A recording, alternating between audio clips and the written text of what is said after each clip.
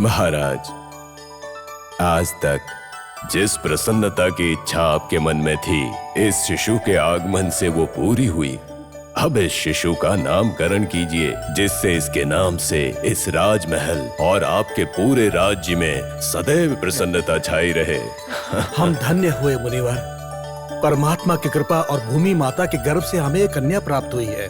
भूमि में हल के अग्रभाग से खिंची रेखा को सीता कहा जाता है। तो क्या हम इस कन्या को सीता के नाम से बुला सकते हैं? अति उत्तम। हल के अग्रभाग से खींची हुई रेखा को सीता कहते हैं। इस शिशु का सीता नामकरण करना अति उत्तम होगा, उपयुक्त है। महारानी, माता होने के नाते आपकी अभिलाषा जानने की इच्छा है। जनक कुल की प्रभा बन के ये कन्या आई है, इसलिए मैं इसे जानकी के नाम से पुकारना चाहूंगी। अति उत्तम, अति उत्तम। सीता जानकी अति उत्तम नाम है। इस शिशु का ताऊ होने के नाते आपको भी अगर कोई नाम अच्छा लगे तो आप भी रख सकते हैं। जैसी आपकी इच्छा गुरुदेव। मैथिली हमारे राज्य की राजधानी है। इस कन्या का नाम हमारी राजधानी के नाम से मिलके और कीर्तिमान बनाने के लिए मैं इस प्यारी कन्या को मैथिली नाम से पुकारने की इच्छा प्रकट करता हूँ। अति उत्तम,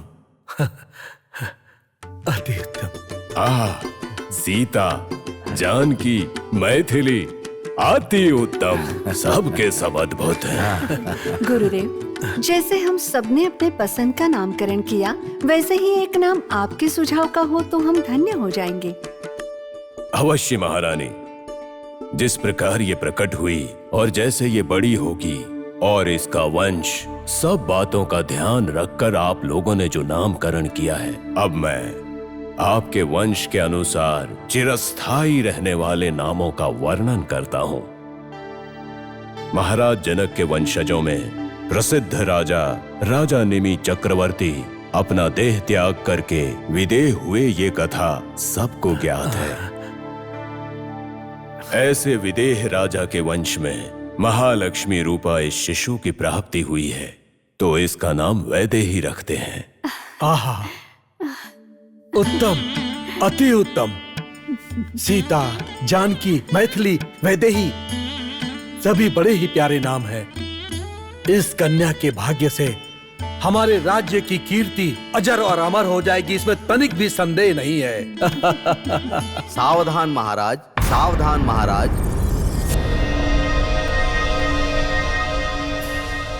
सावधान, आप इतनी शीघ्रता मत कीजिए, यह उचित नहीं है।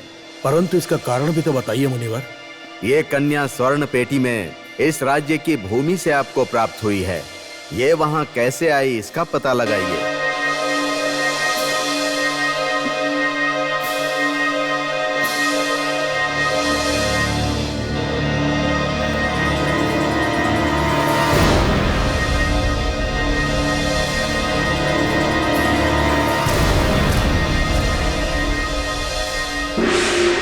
इसका पूर्व इतिहास जानने के पश्चात निर्धारित कर सकते हैं, क्योंकि ये कन्या भगवान का प्रसाद है अथवा कोई असुर शक्ति है जो सूक्ष्म रूप में आपके महल में प्रवेश करके आपको कोई अहित पहुंचाना चाहती है। नारायण नारायण नारायण नारायण।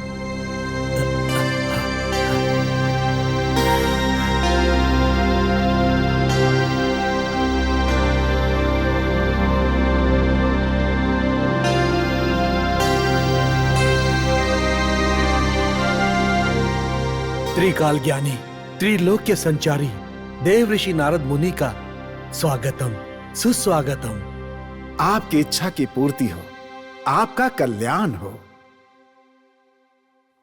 ब्रह्ममानस पुत्र नारद महर्षि को मेरा प्रणाम। गौतम पुत्र शतानंद जी, कुशल मंगल हो। पूज्यपाद, आपके आशीर्वाद से और देवताओं की कृपा से सब कुशल मंगल है। महाराज जनक को यज्ञ भूमि से दैव स्वरूपा एक शिशु की प्राप्ति हुई है। इस कन्या का सीता, जानकी, मैथिली वैदेही जैसे नामकरण संस्कार में आप जैसे महर्षि का आगमन और आपका आशीर्वाद प्राप्त होना हमारे लिए और इस शिशु के लिए भाग्य की बात है। धरती भी यही है, महालक्ष्मी भी यहीं पर हैं। इस नारद को इस बात का पूर्व ज्ञान था। शतानंद जी, इस शुभ समारोह के पावन मुहूर्त में यहाँ आने का अवसर मुझे प्राप्त हुआ। मुझे अत्यंत आनंद है। इस कन्या का दर्शन प्राप्त करके मुझे अत्यंत प्रसन्नता हो रही है और मैं धन्य हो गया हूँ। महालक्ष्मी की भांति इस कन्या का दर्शन करना मेरे लिए सौभाग्य है। महर्षि, ऐसा प्रतीत हो रहा है कि इस कन्या को देखकर आपको कुछ याद आ रहा है। आपके यहां पधारने से पहले हमारे मन में यह प्रश्न आ रहा था कि यह कन्या स्वर्ण संदूक में कैसे आई। अब आपके आगमन से हमारे इस प्रश्न का उत्तर हमें अवश्य मिल जाएगा, ऐसी आशा है। अवश्य महाराज जनक। पृथ्वी वर्षा को चाहती है और वर्षा पृथ्वी पर आने के लिए तड़पती है। उसी प्रकार जब किसी मनुष्य के मन में प्रश्न का निर्माण होता है तो उसके मन में ज्ञान की ज्योति जल उठती है। इस बारे में कोई संदेह नहीं। इस कन्या का आपको मिलने से पहले इसके पूर्व अवतार के बारे में आपको बताना चाहता हूं मैं। ये कन्या पूर्व जन्म में अति सुंदर रूप और ज्ञान को लेकर विवाह योग्य हो चुकी थी और उसके पिताश्री उसके लिए चिंतित थे।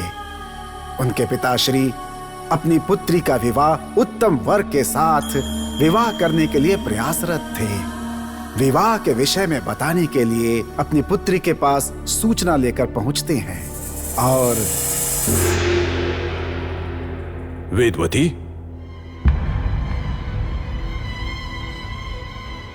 वेदवती, ये सब क्या है? ये तो तुम्हें ज्ञात ही होगा। तुम्हारे लिए वर का अनुसंधान करने हमारे अमात्यगण 10 दिशाओं में निकल चुके हैं। वीरों के वीर, उच्च कुल में जन्मा हुआ, सारी विद्याओं में पारंगत ऐसे उत्तम वर को ढूंढने के लिए अमात्यगण गए हैं। उन्होंने संदेश भेजा है। मैं तुम्हें सूचित करने आया था कि स्वयं के लिए वर पसंद कर लो। तुम्हारे विवाह की इच्छा से ही मैं यहां आया हूं और तुम यहां तपस्विनी के वेश में हो। तुम्हारी वेशभूषा देखकर मुझे संदेह हो रहा है कि तुमने वैराग्य धारण कर लिया है। नहीं पिताश्री, नहीं। आप चिंतित मत होइए पिताश्री। विवाह की मनोकामना से ही मैंने ये तप करने का मार्ग चुना है। वेदवती, ये तुम क्या कह रही हो? तपस्या और विवाह का क्या संबंध है? पिताश्री, हेमवंत की पुत्री गिरिजा ने तपस्या करके ही महादेव को पति के रूप में पाया। वेदवती, ये सबको ज्ञात है कि परमेश्वर को प्राप्त करने के लिए देवी गिरिजा के पास तपस्या ही एकमात्र मार्ग था, अन्य कोई मार्ग नहीं। पिताश्री, महादेव को प्राप्त करने के लिए गिरिजा के पास तपस्या के सिवाय कोई अन्य मार्ग नहीं था। वैसे ही मधुसूदन को प्राप्त करने के लिए मेरे पास भी तपस्या के सिवाय अन्य मार्ग नहीं है पिताश्री। मधुसूदन अर्थात क्षीर सागर शयी, शेष शयन, शंख चक्र गदाधारी, वैकुंठ के स्वामी पद्मनाभम को पति के रूप में प्राप्त करने के लिए मैंने तप करने का निर्णय लिया है पिताश्री। कृपा करके मुझे आशीर्वाद दीजिए पिताश्री, आशीर्वाद दीजिए। वेदवती, मैं तुम्हारा पिता हूं और इसी नाते मूर्खों की तरह मैं तुम्हें आशीर्वाद नहीं दे सकता। अब अपना बचपना छोड़ दो। हमारे अमात्यगण ने जिन राजकुमारों के बारे में बताया है उनमें से किसी को भी पसंद कर सकती हो। नहीं पिताश्री, नहीं। महाविष्णु ही मेरे पति हैं। महाविष्णु के सिवाय अन्य किसी पुरुष का विचार भी मेरे लिए अपराध है। यह असंभव है। वेदवती, मैं तुम्हारा पिता हूं, इसीलिए अब तक विनम्रता से बात कर रहा हूं। तुम जानती हो मैं तुम्हें दंडित भी कर सकता हूं। पिताश्री, पिता होने के नाते आप दंड दे सकते हैं, परंतु महाविष्णु को अपने पति के रूप में पाने का निर्णय आप कभी नहीं बदल सकते। ये कदापि हो ही नहीं सकता पिताश्री। कदापि नहीं। वेदवती, तुम्हारी इस हठ का मैं क्या करूं? स्वामी, स्वामी सुनिए, वेदवती की जिद उसका बचपना नहीं है। आपको स्मरण नहीं है? क्या स्मरण नहीं है देवी? तो सुनिए स्वामी, हमने महालक्ष्मी की तपस्या करके उनसे उनको पुत्री रूप में प्राप्त करने का वर मांगा था। उस वर की वजह से स्वयं महालक्ष्मी हमारी पुत्री हुई ना, तो महाविष्णु हमारे दामाद होने चाहिए ना।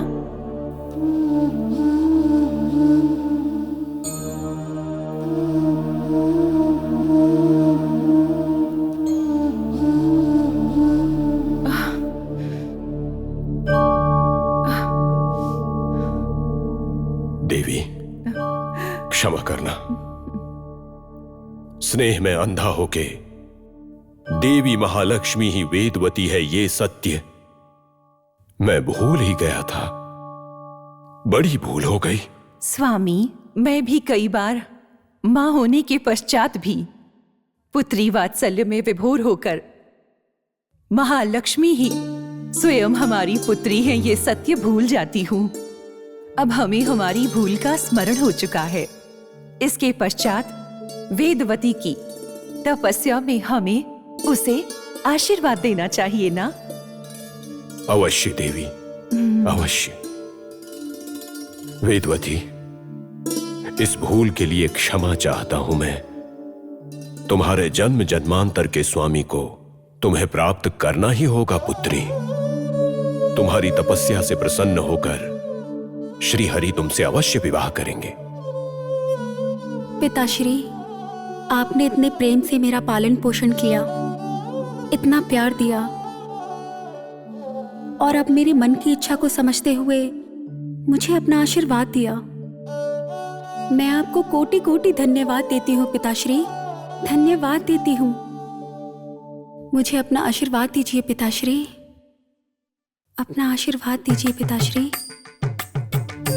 आशीर्वाद दीजिए।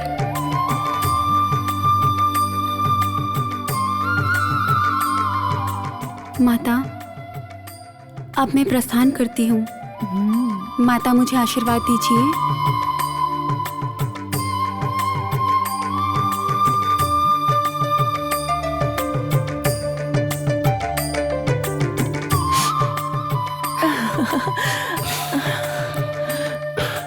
मैं प्रस्थान करती हूँ माता।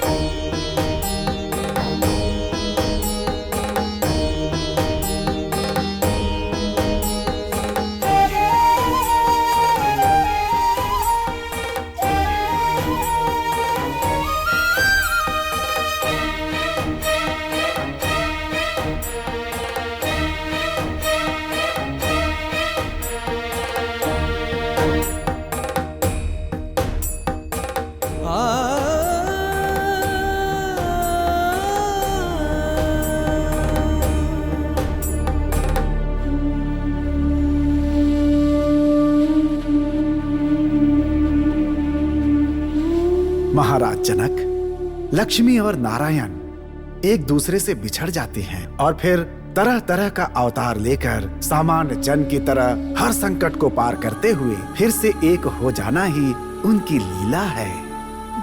आदि दंपति विष्णु और लक्ष्मी का वियोग भी एक लीला है, परंतु जन कल्याण के लिए, धर्माचरण के लिए, अधर्म के संहार के लिए ऐसे अवतार रूप में प्रकट होकर योग और वियोग के इस नाटक को खेलते हुए अपनी लीला का प्रदर्शन करते हैं। ठीक ऐसे ही दैवीय नाटक में वेदवती के तपो अध्याय का अभी सूचना हुई है। महर्षि, वेदवती की तपस्या से क्या महाविष्णु प्रसन्न हुए? जब वेदवती विष्णु को प्रसन्न करने के लिए तप करने लगी, तब सांबा नाम का महादैत्य वहां आ पहुंचता है।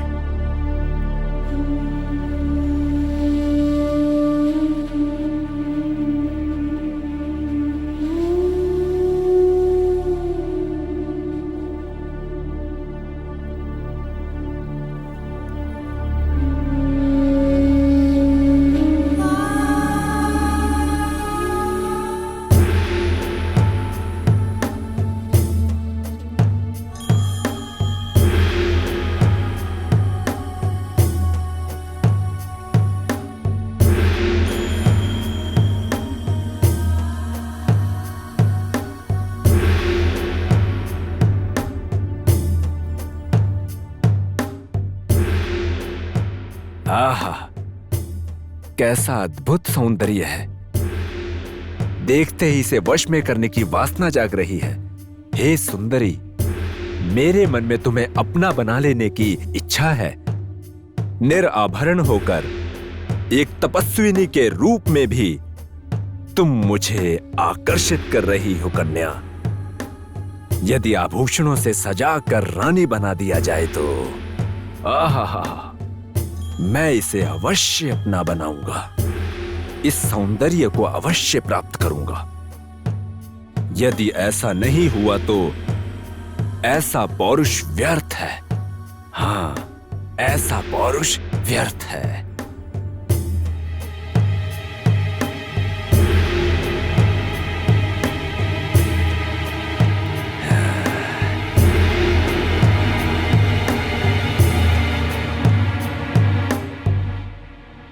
अगर मेरे पिताश्री को यह ज्ञात हुआ कि तुम मुझे परेशान कर रहे हो तो उनकी क्रोध अग्नि में जलकर तुम भस्म हो जाओगे।